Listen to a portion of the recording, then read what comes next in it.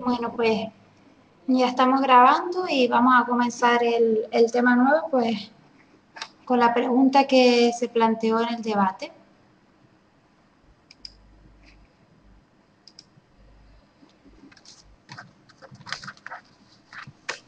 Cuando ustedes estén, me avisan.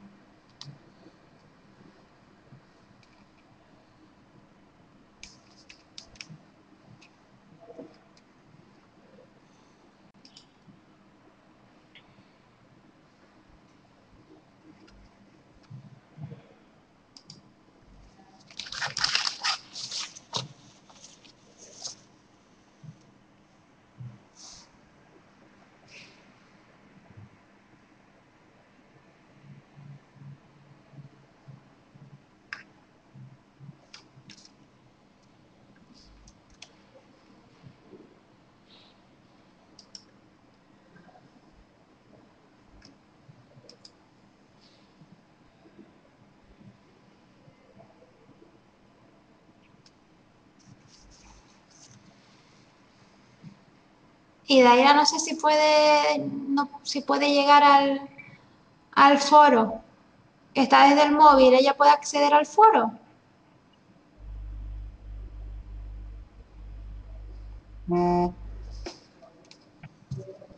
Vale,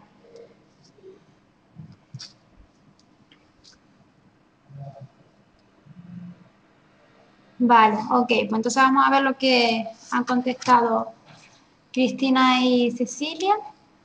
La pregunta, ¿en un accidente es seguro transportar a las víctimas en coches particulares? Pues Cecilia dice que depende de la gravedad del accidentado, ya que si tiene lesiones muy graves no debe trasladarse tal cual, ya que no debe moverse. Y Cristina, que depende, pero por lo general no. Si el accidentado fuera una lesión leve como un esguince o una luxación, podríamos siempre, y cuando no fuera perjudicial para la víctima. En cualquier otro caso, no, no se debería. Pues más o menos, en grandes rasgos, es lo que ustedes están diciendo, que no es que, vamos a ver, en un accidente es seguro transportar a las víctimas. Pues en realidad, por regla general, todas tienen que ser transportadas por ambulancias o por los sistemas de emergencia. Pero hay casos más leves, como puede ser una 15 o X eh, patologías o, o no sé cómo explicarlo, ¿sí? Patologías que son leves y que a lo mejor sí se podrían transportar, aunque no sería lo mejor. Y también depende, porque a lo mejor aunque sea una lesión leve, eh, puede agravarse por una aceleración o una deceleración del coche, por un frenazo. Todo eso hay que tenerlo en cuenta y que lo vamos a ver ahora en el tema. ¿Vale?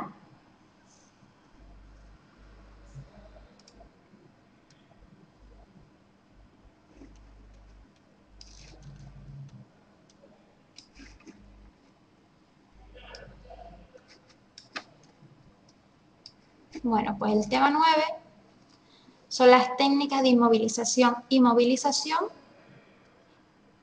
en el transporte urgente. ¿Vale?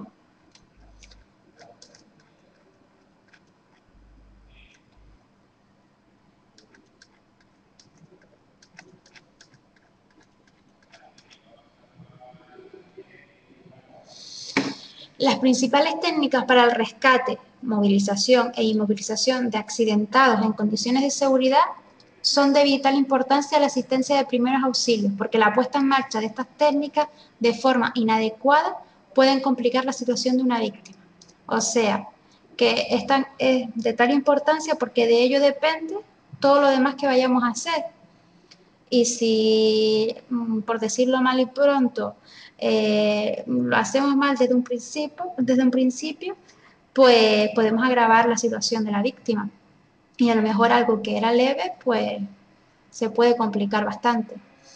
Entre las complicaciones que van a destacar, pues agravar la situación general de la víctima o desestabilizarla, agravar lesiones que ya existen, como complicar una fractura cerrada o convertirla en abierta, provocar nuevas lesiones, como un síndrome medular o complicaciones vasculares o nerviosas. Técnicas básicas de abordaje, liberación y extracción. En todos los casos, debemos de avisar siempre al 112. Y hay que recordar que si no disponemos de los recursos adecuados, es mejor no hacer nada y esperar la ayuda. O sea, para hacer algo mal o que pueda empeorar el estado de la víctima, es mejor no hacer nada y esperar a la ayuda siempre. Siempre hay que hacer las cosas desde una seguridad y desde unos conocimientos, que para eso estamos haciendo esto, para adquirirlo. Pero si nosotros se nos plantea una situación y no sabemos actuar ante ella, lo que siempre hay que hacer es llamar al 112. Si sabemos hacerlo, lo hacemos, y si no, es mejor esperar a la ayuda. Vamos a ver el rescate en el agua. Para esto se necesitarán salvavidas, cuerdas, tablas. Si no son posibles estos métodos indirectos, debemos tener en cuenta: el socorrista debe saber nadar, porque entonces bueno fuera que se metiera a salvar a alguien en el agua y la primera víctima fuera esa persona si no sabe nadar. Y hay que calcular la distancia de ida y de vuelta contando con la víctima que vamos a arrastrar.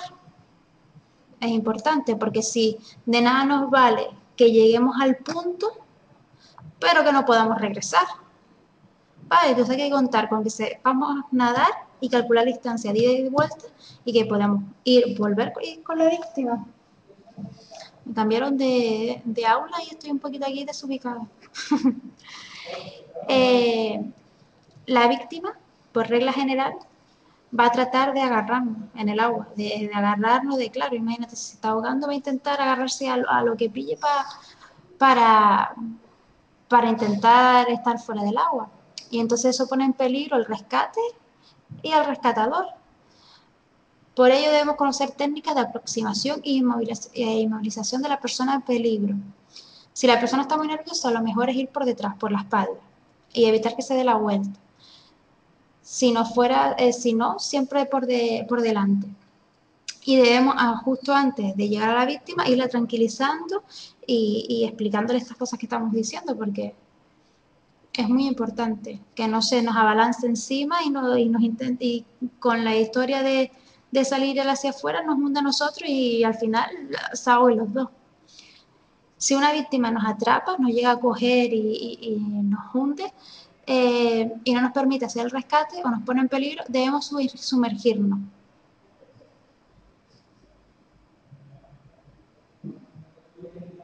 ¿El qué pasó, Cristina?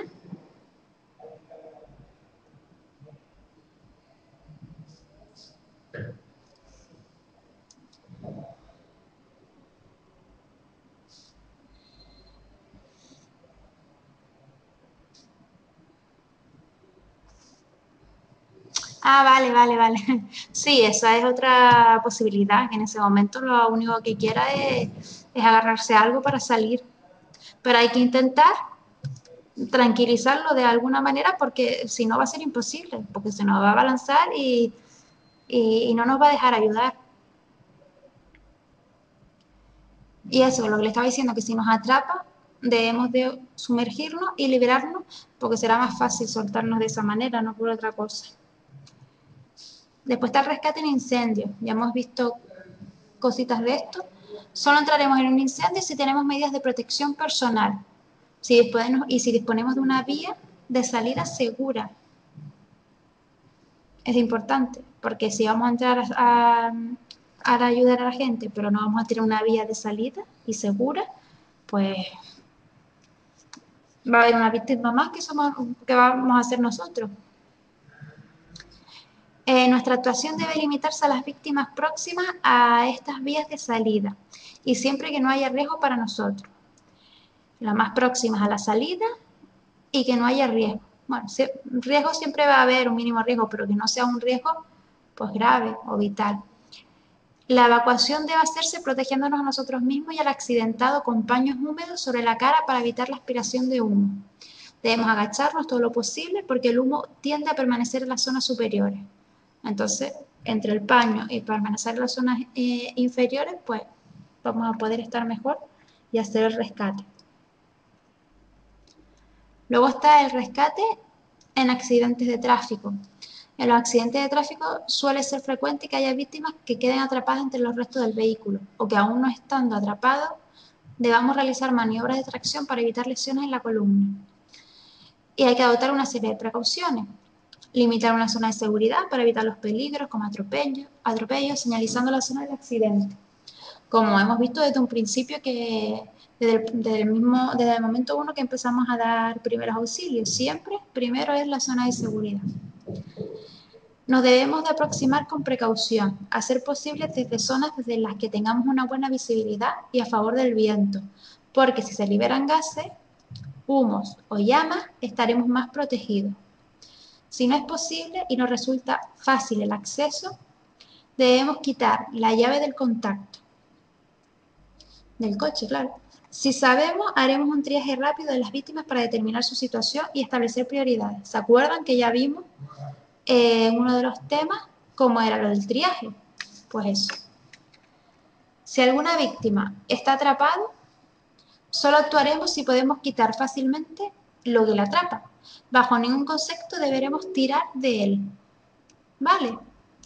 Antes de realizar la extracción debemos inmovilizar el cuello. La extracción la haremos estabilizando la columna con la llamada maniobra de Rautek y solamente si hay que sacar de inmediato al accidentado, si no se esperará a los servicios de emergencia.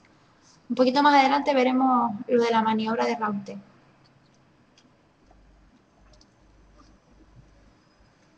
Rescate en lugares confinados.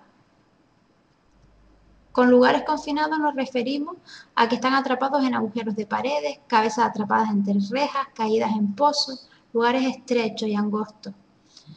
Además de las lesiones que se pueden haber producido en el accidente, normalmente fracturas y luxaciones, hemos de tener en cuenta que la presión a la que está sometido el cuerpo provoca una inflamación local y un edema, una inflamación. Esta inflamación produce un mayor encajonamiento del cuerpo y dificulta la extracción. Por eso es fundamental actuar con rapidez y avisar al 112 y a los bomberos, tranquilizar al accidentado y no tratar de liberarlo tirando de él. Importante, no hay que tirar de la víctima. Mientras esperamos la ayuda, debemos hacer una labor de acompañamiento y debemos controlar los pulsos si creemos que hay compresión vascular. Vamos a ver ahora las técnicas básicas de movilización. En muchas ocasiones hay que movilizar al accidentado en el lugar del siniestro para alejarlo de los peligros. Si no, sabemos que nunca se mueve.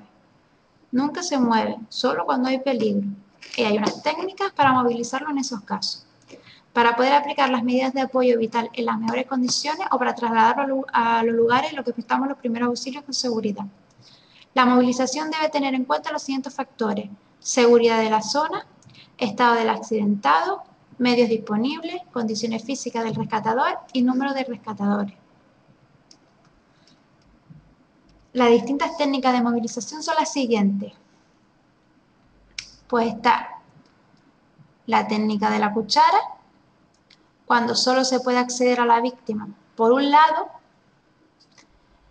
Hay 3 socorristas que se arrodillan junto a la víctima e introducen sus manos debajo de ella, a la altura de la cabeza y hombros, la parte baja de la espalda y muslo, otro, y luego las piernas por debajo de la rodilla, otro. A un mismo tiempo colocan sobre las rodillas a la víctima, mientras un cuarto coloca una camilla por debajo de la víctima. Al mismo tiempo depositan a la víctima sobre la camilla. Todo esto es en bloque, todos a la vez. Se utilizan en personas con lesiones de columna y se basa en movilizar en bloque manteniendo la columna alineada. ¿Entienden cómo es esto?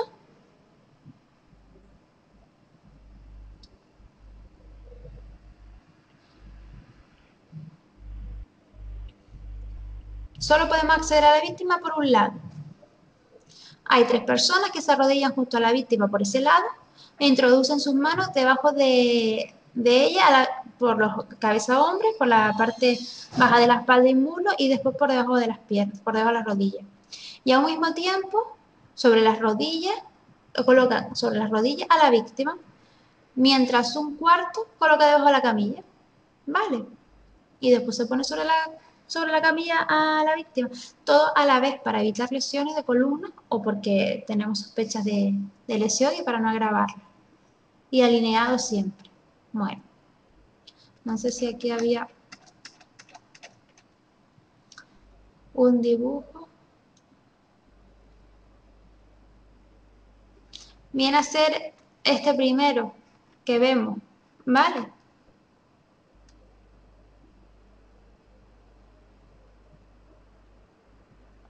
¿Lo ven? Se colocaría así, pondrían la camilla y después dejarían caer en bloque. Más o menos lo ven aquí con el dibujo.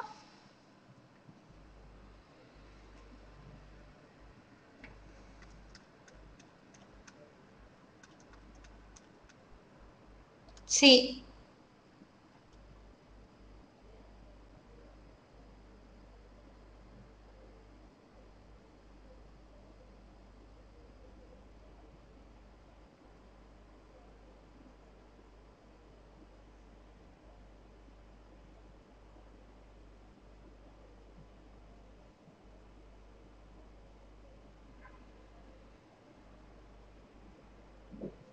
Espérate que estoy ahora como razonándolo.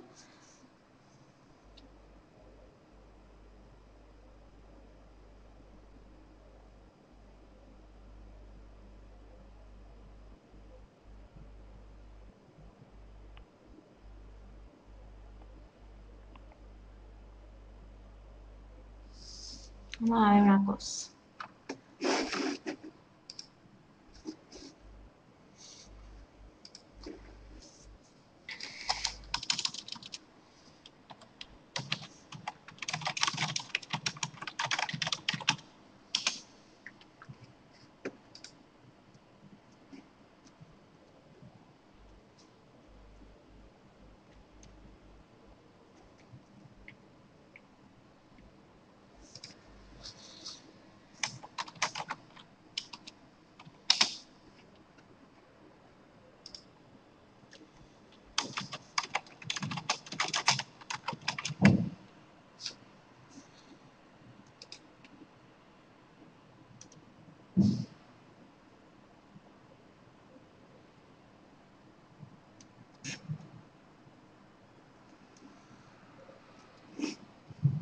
Voy a dejar esto aquí pendiente y luego vamos a ver.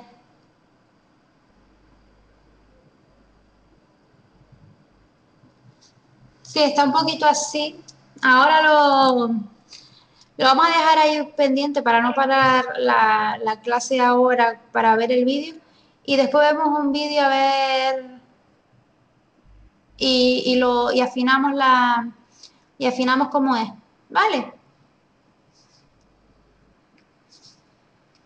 Bueno, luego está la técnica del puente. Esta es cuando se puede acceder a la víctima por los dos costados, por un lado o por el otro. También requiere de 4 socorristas, 3 que se colocan sobre la víctima con las piernas a su lado, a sus lados, y lo levantan por la cabeza y hombros, la región lumbar y los pies. El cuarto desliza la camilla bajo la víctima desde la cabeza hacia los pies. Luego colocan a la víctima en la camilla. ¿Vale? Se puede acceder a la víctima por los dos lados. 4 socorristas, 3 que se colocan sobre la víctima con las piernas a sus lados. O sea, de frente a la víctima con las piernas a sus lados. Y lo levantan por la cabeza y hombros, la región lumbar y los pies. Y después deslizan la camilla y desde la cabeza hacia los pies y colocan a la víctima. ¿Vale? Después veremos, buscaremos para ver todas estas cosas.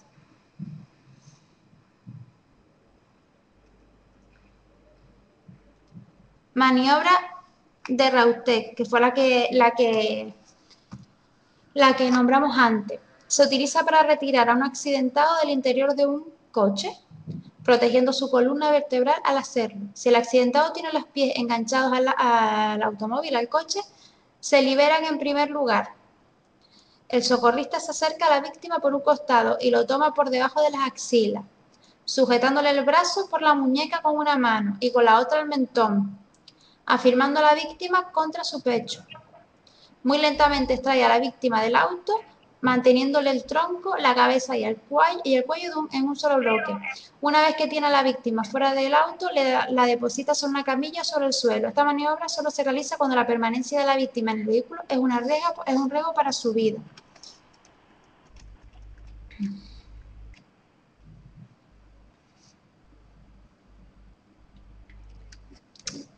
Que es este de aquí.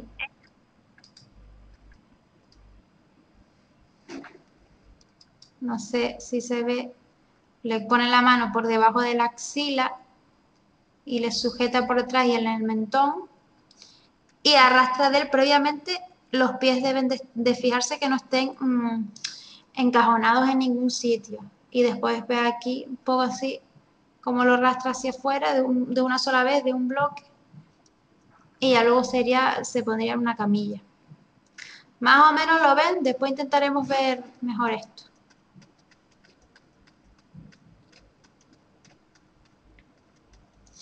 Traslada un brazo. Hay algunos, lo que no sé si se verán todas, pero si no las buscamos.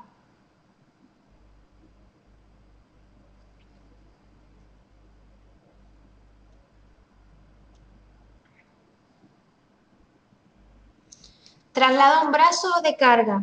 Este es un método para mover a un accidentado para un rescatista solo y solo sirve para víctimas de lesiones leves. Se sostiene a la víctima por debajo de las rodillas y por la espalda. Solo se puede practicar en caso que la víctima tenga un peso que lo permita. Este es, a ver si está aquí.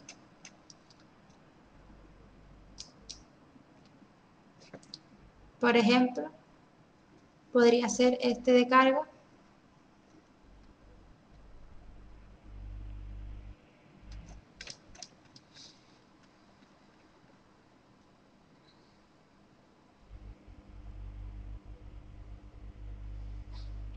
Traslado sobre la espalda, a cuestas.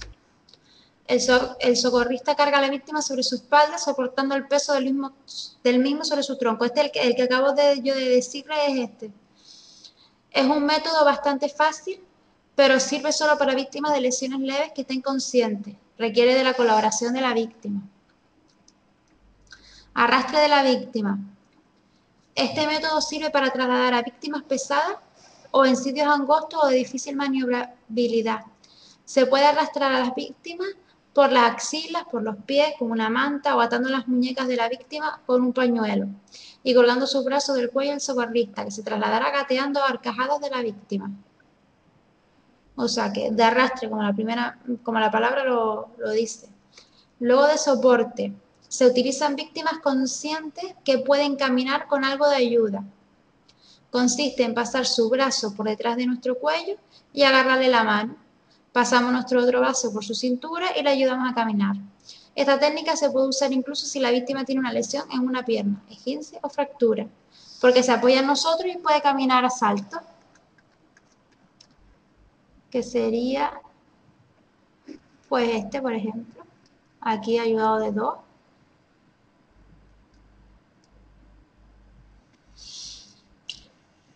Y este es el de antes, el que me confundí con este, es este. Ese es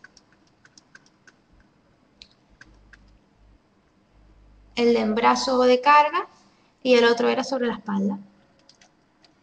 El de arrastre.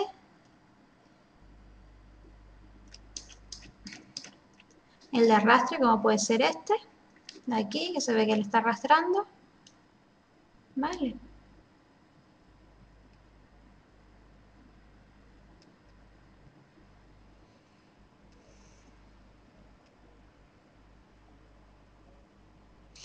En un incendio se utilizaría, sí.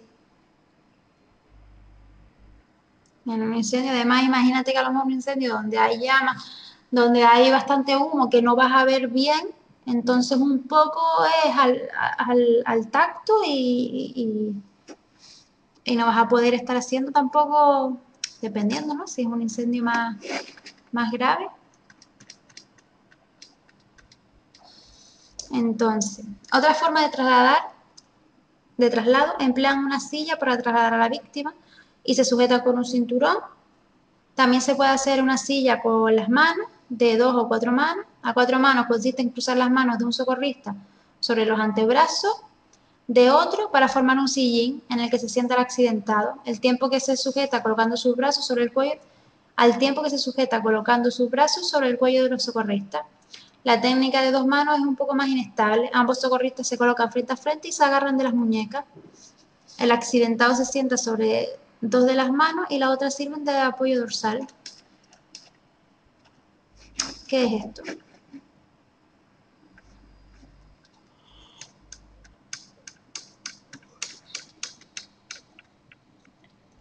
Traslado con sábana o prenda. Se utiliza una sábana o manta que se coloca debajo de la víctima, tirando de la sábana podemos moverlo sin actuar directamente sobre él. También es una forma de arrastre. Luego está el traslado en camilla. Cualquier superficie dura y plana nos puede servir para improvisar una camilla y trasladar a un accidentado inconsciente o con lesiones que no nos permite utilizar otra técnica. Y aquí más o menos un resumen de todas. Esta, la que decíamos antes. Bueno, todas las hemos nombrado, la de la silla, por ejemplo.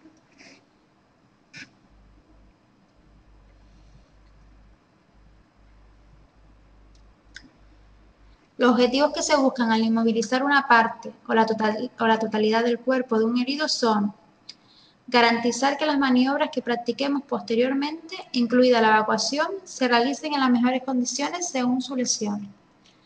Estabilizar las lesiones para evitar las complicaciones y mejorar el estado del herido.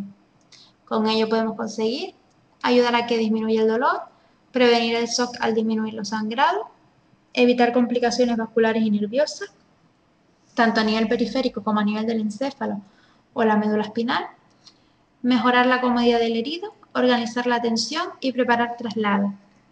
La realización de técnicas de inmovilización no está exenta de riesgos porque se puede agravar las lesiones, por lo que debemos estar entrenados para realizarlo.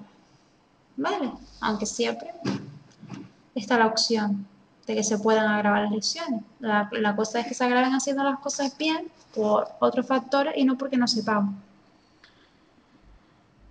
Principios generales de la inmovilización. Decidir si es necesario inmovilizar. Antes de decidir una inmovilización hay que atender a la situación del accidentado y a su estado. La inmovilización debe asegurar esta estabilidad. Informar al herido de las maniobras que vamos a realizar. Como ya hemos estudiado anteriormente, las maniobras que se le practican a un herido puede ser fuente de ansiedad, por lo que siempre debemos informarle de lo que se le va a hacer para no aumentar su tensión. Hay que retirar o cortar ropa y cualquier complemento que pueda apretarla, anillos, relojes, pulseras. Elegir la técnica más adecuada según las lesiones del herido. No vale hacer cualquier cosa. Cada lesión tiene su técnica de inmovilización y solo podremos realizarla si la conocemos. Realizar comprobaciones posteriores en cuanto a estabilidad de la inmovilización y si es necesario los pulsos y la sensibilidad, porque la inmovilización puede suponer un riesgo si no se ha realizado adecuadamente. ¿Vale? Una venda circular apretada puede bloquear el aporte sanguíneo o comprimir un nervio. Y eso es, pues, puede llegar a ser bastante grave. Las técnicas para girar a un accidentado. Al iniciar las maniobras de rescate en un accidente, nos vamos a encontrar algunas víctimas en decúbito prono, que es boca abajo. Y puede ser necesario darle la vuelta. Si estamos solos y el herido está consciente, hacemos una evaluación rápida para descartar lesiones en columna y extremidades superiores. Si sospechamos alguna de estas lesiones, no debemos hacer nada y esperar la llegada de ayuda. Para voltear al herido, ponemos la extremidad superior más cercana a nosotros, pegada a su cuerpo, o por encima de su cabeza. Vale de las dos maneras. Pasamos uno de nuestros brazos por debajo de la axila de la otra extremidad para agarrar el pecho y con el otro le sujetamos la pierna más alejada. Suavemente hacemos fuerza hacia arriba y hacia nosotros para voltear al herido girándolo hacia nosotros. Y si no estamos solos, un socorrista debe fijar el cuello manualmente con los brazos cruzados para quedar con los brazos en paralelo al acabar la maniobra. Otro socorrista debe cogerlo por el hombro y otro por la cadera. El giro debe ser simultáneo. Esta maniobra puede tener riesgo, sobre todo si hay lesiones de columna o fracturas múltiples, por lo que debemos adoptar algunas precauciones. No debemos cambiar la posición de un herido sin saber cuáles son sus lesiones. Si está inconsciente, supondremos que tiene lesiones de columna. La maniobra debe hacerse tomando el cuerpo con un todo, con un bloque. Es preferible hacerlo con ayuda y hay que fijar la columna cervical. ¿Hasta aquí cómo van?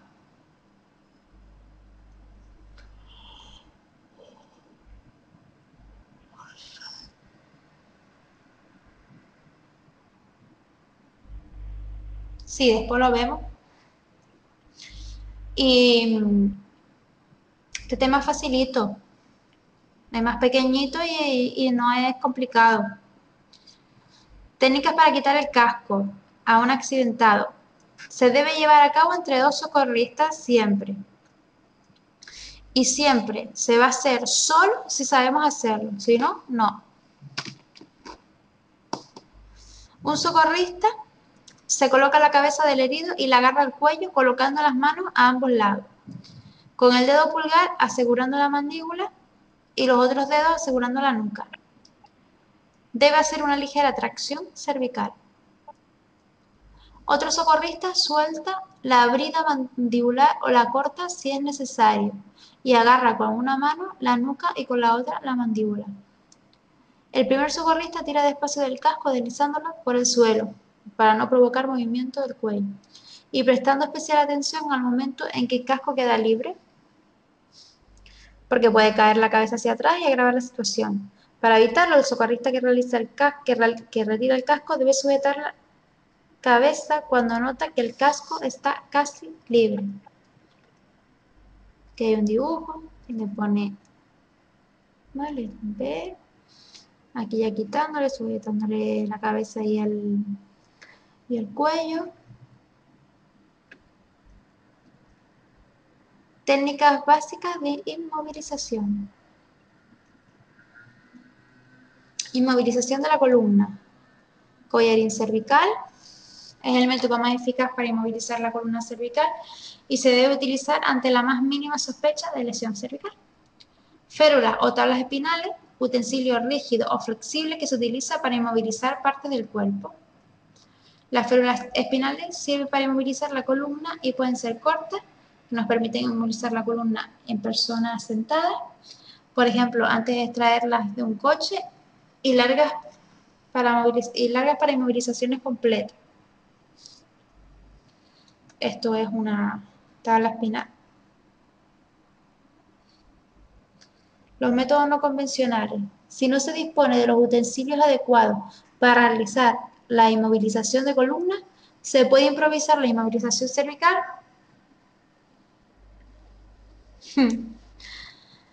Se puede inmovilizar la inmovilización cervical con unos periódicos que se doblan para formar una cinta de papel del ancho del cuello del herido, uniéndolas por delante con pañuelos. Tenemos que garantizar que el periódico esté lo suficientemente apretado para inmovilizar el cuello, pero que no comprima la tráquea. Inmovilización de las extremidades. Debemos, si hay sospecha de fractura o luxación, la inmovilización debe realizarse sobre la postura en que se encuentra. Si se trata de contusiones o esguinces, la inmovilización debe hacerse en la posición neutral de la articulación. Codo a 90 grados, muñeca alineada o ligeramente extendida, los dedos en ligera flexión, rodillas ligeramente flexionadas, tobillos en 90 grados. Debemos proteger las heridas con vendajes y, si es posible, dejarlas accesibles. Debemos almohadillar las zonas en que hay prominencias óseas para evitar lesiones por presión.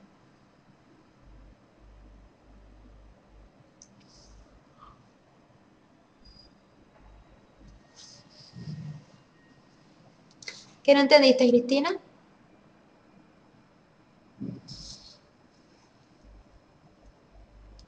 La de almohadillar la zona. Eso quiere decir Las zonas de prominencia ósea son en las que hay como una salida del hueso, así, ¿vale? ¿Entiende lo de la prominencia ósea? No, no es una fractura, sino es un hueso como resaltado en la piel que tú lo ves. Una persona que está muy, por ejemplo.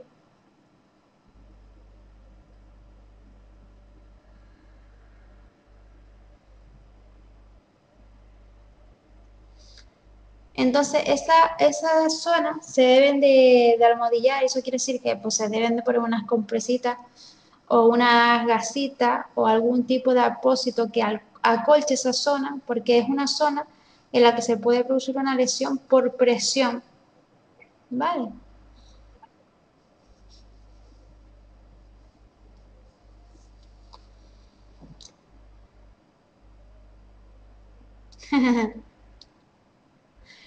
Imagínate una persona mayor que esté malnutrida y sea flaca y tenga los huesos prominentes, o sea, está tan flaquita que los huesos se le notan todos y además no se mueve mucho en la cama del hospital.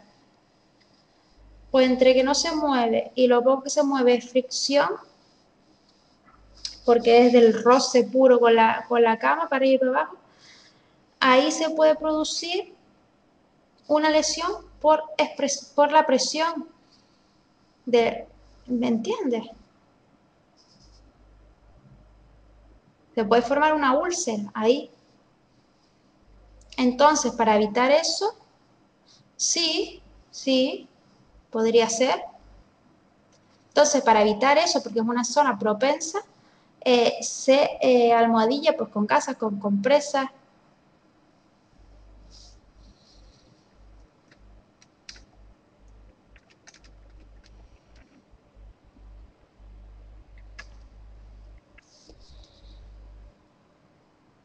Sí, se hace para evitar una lesión mayor. Entre las recomendaciones, entre las recomendaciones para las inmovilizaciones de las extremidades.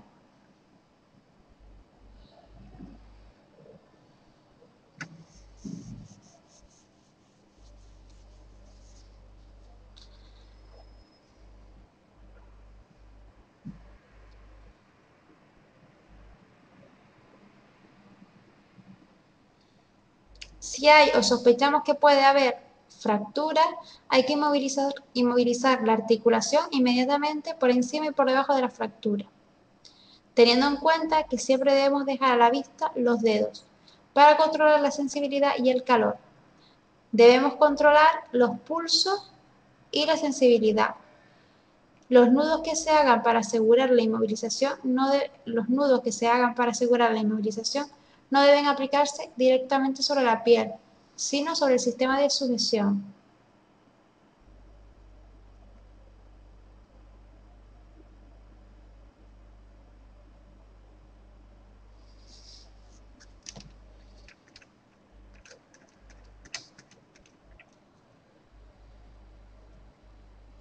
Y podemos utilizar las férulas neumáticas, que son dispositivos específicos para miembros superiores o inferiores, completos o parciales. Cuando están deshinchadas, ocupan poco espacio. Una vez colocadas, se hinchan e inmovilizan. Férulas neumáticas. Esta que vemos aquí, que tiene la chica en el dibujo.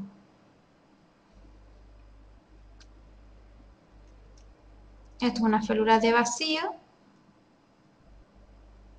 para miembros inferiores o superiores.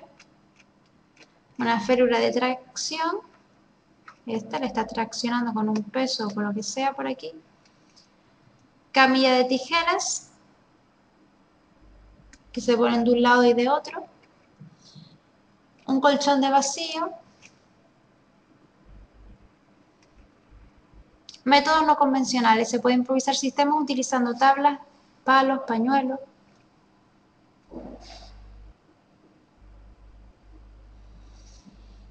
Los vendajes, tipos y técnicas. Bueno, hasta aquí, ¿qué me dicen?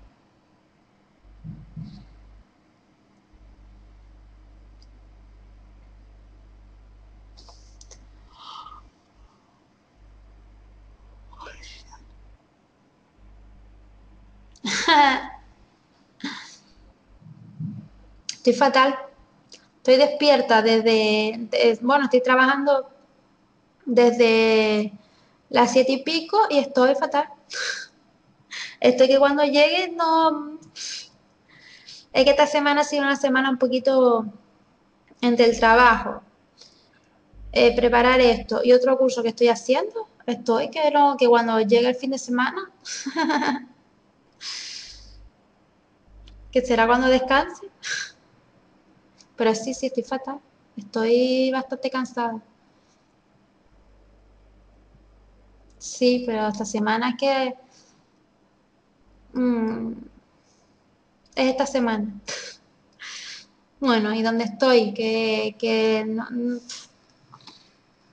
Está fatal donde estoy el trabajo. Está el hospital horrible.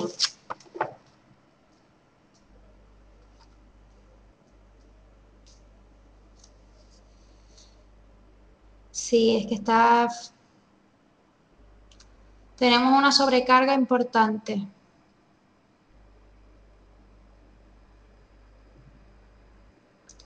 Pero es lo que hay. Y hay que dar gracias, además. No, no, no, no, no. No se puede. Eso no se puede.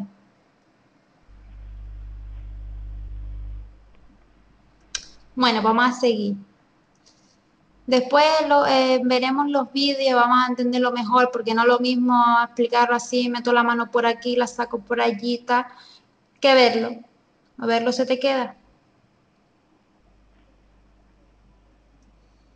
Los vendajes también lo vamos a ver en un vídeo. Vamos a verlo así por encima, pero en el vídeo pues lo van a ver más claro. La ejecución de un vendaje adecuado, de un buen vendaje, exige un entrenamiento previo y continuado. Claro, los vendajes tienen su técnica y su historia. Y, y decirte ahora a un vendaje, pues no es tan fácil, no es poner una venda y ya está, pues tiene su historia y hay que saberlo poner, porque si no puedes perjudicar también. También la manera en que ese vendaje lo vas a hacer más compresivo o menos compresivo. ¿Cuánto lo vas a comprimir? Si vas a dejar a la pierna sin circulación de lo comprimido que lo vas a poner. Son un montón de detalles a tener en cuenta. Entonces, solo debemos plantearnos realizar una inmovilización si conocemos la técnica, sus indicaciones, su aplicación y hacer los controles posteriores. La venda es una tira de lienzo utilizada para vendar. Difieren en tamaño, en la composición, en la calidad del material. Aunque podemos improvisar una venda a partir de una sábana, una toalla o cualquier otro tejido, lo más común, práctico y cómodo es utilizar las vendas fabricadas específicas para uso sanitario, está claro. Ya vienen preparadas para ello, pero si tienes una emergencia y no tienes otra cosa, pues vas a tirar de lo que hay, eso está claro. Las complicaciones más frecuentes, lesiones en la piel por fricción, por el roce, por compresión sobre prominencias óseas, por irritación o por alergia a los componentes de la venda, compresión vascular o nerviosa, desalineamiento óseo en fractura, contracturas musculares, contaminación de una herida si los materiales utilizados están contaminados o desprende hilos. Va a cumplir una serie de funciones, ayudar a fijar los materiales de cura o inmovilización, por ejemplo, cuando cubrimos una herida o aplicamos una férula. Hacer compresión sobre una herida para reducir el sangrado, proteger las lesiones, cortar el flujo circulatorio como cuando se aplica un torniquete, que sabemos que es la última opción que debemos de hacer, pero que si no queda otra, existe para eso. Reducir o anular el movimiento. Hay distintas formas de aplicar una venda. Un vendaje circular. Cada vuelta rodea completamente a la anterior, utilizando para fijar el extremo inicial y final de una inmovilización, para fijar un apósito y para iniciar o finalizar un vendaje. Es el que utilizamos para sujetar un apósito en la frente, en los miembros o para controlar una hemorragia haciendo compresión. Vendaje en espiral, utilizado generalmente en las extremidades. En este caso, cada vuelta de la venda cubre parcialmente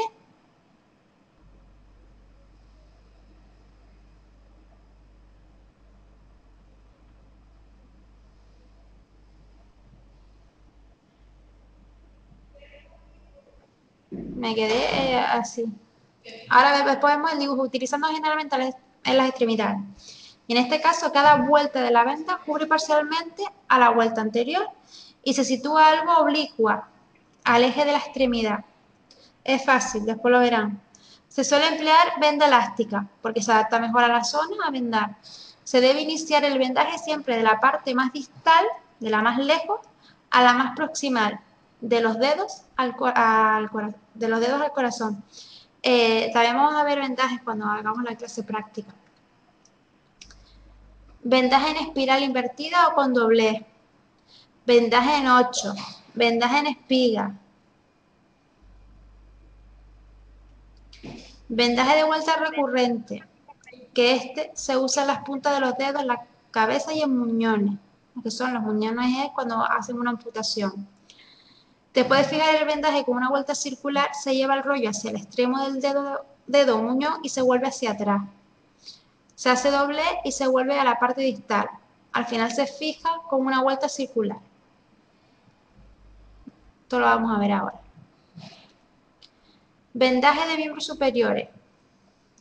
Podemos inmovilizar el miembro superior, por ejemplo, en una luxación de hombro, aplicando una venda triangular, manteniendo la mano a la altura del corazón, y después un vendaje espiral en el tórax para fijar el miembro. Eso es un cabestrillo. Si hay fractura de brazo o antebrazo, podemos inmovilizarlos con una férula, dos tablas o un periódico sujeto con cuerdas o pañuelos y aplicando después un cabestrillo. Este mismo vendaje nos sirve para lesiones en codo. La muñeca podemos movilizarla con un vendaje en 8, cruzando la venda por la cara palmar de la mano, pasándola entre el dedo pulgar y el índice, formando un 8.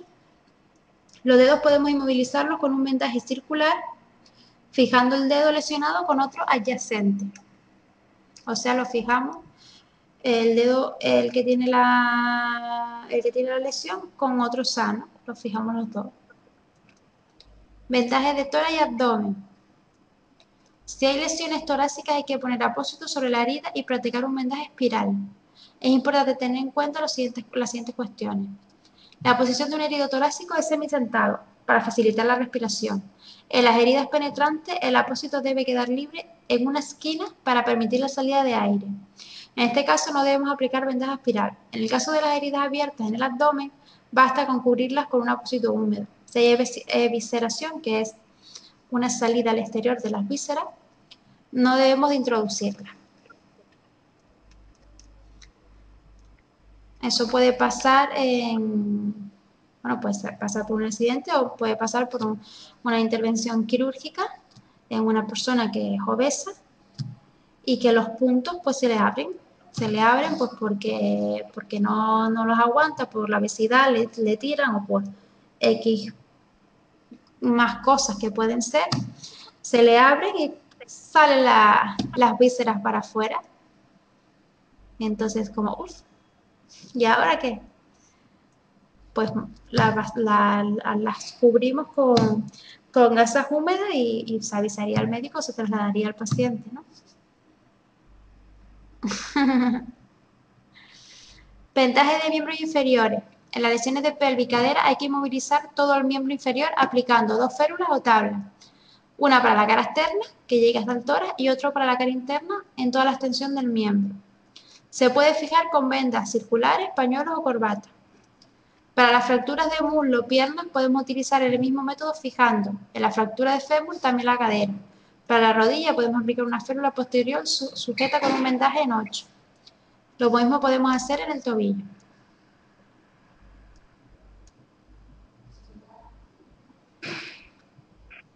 Más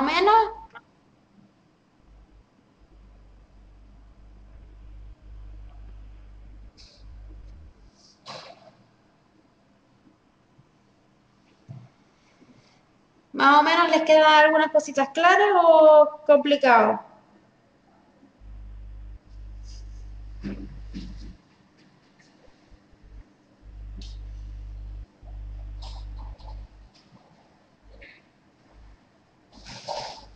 Vale.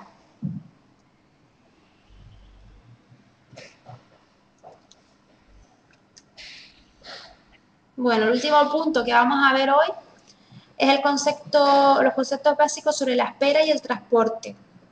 La espera, pues en la actualidad los servicios de transporte urgente suelen llegar rápidamente a la escena de un accidente, pero no es infrecuente que tengamos que esperar, sobre todo cuando se trata de accidentes con múltiples víctimas. Y se han establecido prioridades de transporte según el estado de los accidentados. Si el accidentado tiene que esperar, hay que mantenerlo en la posición más adecuada según su lesión. Entonces, en decúbito supino para lesiones craneales o de columna. En posición de seguridad para las personas inconscientes o con bajo nivel de conciencia. En decúbito supino con las rodillas flexionadas en personas con heridas abdominales. Semisentado para mejorar las funciones respiratorias, lesiones de tórax. Decúbito lateral para mujeres embarazadas de más de 6 meses y lesiones graves. Y decúbito supino con las piernas en alto para personas con hipotensión o en shock. Protegerlo de los cambios de temperatura. Es fundamental mantener al accidentado a una temperatura adecuada. Para ello podemos utilizar una manta de supervivencia, hecha de un material plástico muy fino, ligero e impermeable al agua. Esta manta, que podemos llevar en el coche porque ocupa poco espacio y es muy barata, está recubierta con una finísima capa de aluminio de 2 colores. Por un lado es plateada y por otro es dorada. La superficie dorada absorbe la luz y el calor. La superficie plateada refleja las reacciones luminosas y térmicas. Si lo que queremos es mantener el calor, debemos aplicar al accidentado con la cara plateada hacia adentro. La forma correcta de aplicar la manta a un accidentado en reposo es la siguiente. Se extiende la manta en el suelo y se coloca al accidentado sobre ella. Una de las esquinas de la manta se pasa por delante para cubrir la víctima y se fija del otro lado. Se pasa la otra esquina por encima de la anterior y se fija al otro lado. Y si es necesario, se puede dejar un brazo fuera para canalizar una vía, por ejemplo, si hiciera falta. En la evacuación nos vamos a centrar en el transporte a un centro sanitario. Como hemos visto, esto viene determinado por la urgencia de un tratamiento especializado hospitalario. Pero esta urgencia no debe llevarnos a forzar un traslado en malas condiciones. Tan importante como la prestación de los primeros auxilios es la evacuación en condiciones de seguridad. Importante. Normas básicas. La prioridad de evacuación debe establecerse a través del triaje, que es lo lógico. Debe realizarse en medios de transporte adaptados al servicio que se va a realizar y según las condiciones del accidentado. La víctima debe ser estabilizada y transportada de la forma más adecuada según sus lesiones y su estado. Durante la evacuación hay que controlar la situación del accidentado. Aunque se debe esperar a los servicios de transporte sanitario a veces y cuando las lesiones no sean de gravedad o se hayan estabilizado o el medio de transporte elegido no vaya a empeorar el estado, se puede utilizar un medio de transporte como un taxi o vehículo particular. Hay que tener en cuenta que el traslado en un vehículo puede tener efectos negativos sobre el herido porque se producen ciertos fenómenos físicos, como la aceleración y desaceleración. Un arranque brusco produce un movimiento sanguíneo que puede provocar una bajada de presión arterial, lo que en un paciente con shock puede agravar su situación. Además, un frenazo brusco puede producir un aumento de la presión arterial, lo que puede agravar una hemorragia. Vibraciones en un politraumatizado o en estado de shock puede producir un aumento de la hemorragia. Los ruidos producen ansiedad al herido porque está escuchando una sirena de una ambulancia o las pistas de un coche. En ese estado te mantiene más en alerta y más nervioso. Vale, este es el tema 9. ¿Qué les parece?